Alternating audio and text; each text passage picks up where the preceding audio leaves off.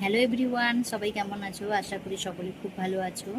তোমরা কয়েকদিন ধরে কমেন্ট করে যাচ্ছ যে দিদিভাই তুমি ভিডিও দিচ্ছ না কেন? আসলে আমি সময় পাচ্ছি না ভিডিও দেওয়ার জন্য। আর যদিও ভিডিও করে রাখছি, আমি এডিট করার সময় পাচ্ছি না, কারণ বাড়িতে এতগুলো বাচ্চা, তাদের চিৎকার চেঁচামেচি, আমি দিতে পারছি না, এডিটটা করতে পারছি না। আর রাত্রিরে বাচ্চাদের সাথে আমিও ঘুমিয়ে যাই, এই জন্য আরও এডিট করতে পারছি না। তো যাই হোক, সবাই কেমন আছো অবশ্যই জানিও। আমিও মোটামুটি ভালো আছি। প্রচুর গরম পড়েছে, সবাই বেশি বেশি করে জল খাবে। আমি তো বলতে গেলেই খাই না, যখন মনে পড়ে তখন খাই।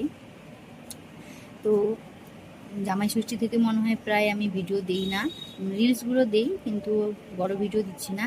আর তোমরা অনেকে জিজ্ঞেস করেছো তোমাদের বাড়িতে কি জামাই ষষ্ঠী হচ্ছে না নাকি। না গো, আমাদের বাড়িতে জামাই ষষ্ঠী এবছর হয়নি, কারণ 3 জামাই বাড়িতে নেই। সরি, 3 জামাই না, 2 জামাই বাড়িতে নেই, আর এক জামাই ছিল, ও সন্ধ্যাবেলা এসেছিলো, তো সন্ধ্যাবেলার ভিডিও করা হয়নি।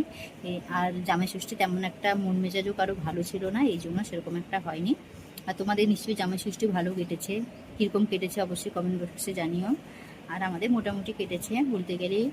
আর তারপরের দিন আমরা আবার দীঘা গিয়েছিলাম, তোমরা তো ভিডিও দেখেছো মনে হয়। আমরা দীঘা জগন্নাথ মন্দির গিয়েছিলাম, তো সেখানেও আমরা ঘুরে এসেছি সবাই মিলে, পরিবারের সকলে মিলে গিয়েছিলাম। প্রচুর রোদ, গরম, মানে কি বলবো। তারপরে আমরা দীঘা সমুদ্রতেও গিয়েছিলাম, সেসব রিলস আমি দিতে পারিনি একটাও। ওগুলো আমি বাড়িতে যাই, এখন আমি বাবার বাড়িতে আছি, বাড়িতে গেলেই ওখানে এডিট করব, তারপরে তোমাদের সঙ্গে শেয়ার করব। আমি জানি তোমরা অনেকেই আমার ব্লগ ভিডিও দেখতে ভালোবাসো, তবে আমার কিছু করার নেই, আমি কয়েকদিন পরেই ভিডিওগুলো আপলোড দেবো, বাড়িতে যাই তারপরে। আর তোমরা আমাকে দীঘা জগন্নাথ মন্দিরের ব্যাপারে অনেক কিছু প্রশ্ন জিজ্ঞাসা করেছো যে ওখানে কখন যেতে হবে। তো আমি প্রথমে বলে দিই যে ভোর থেকে দুপুর 1টা পর্যন্ত মন্দির খোলা থাকবে, তোমরা অবশ্যই যেও। আর তারপরে আবার বের করে দিচ্ছে, আবার 3টে থেকে রাত্রি 8টা পর্যন্ত মন্দির খোলা থাকবে। ওই সময়টা তোমরা যেতে পারো। তাহলে মনে থাকলো, সকাল ভোর থেকে একেবারে দুপুর 1টা পর্যন্ত মন্দির খোলা থাকবে, আর বিকেল 3টে থেকে রাত 8টে পর্যন্ত মন্দির খোলা থাকছে।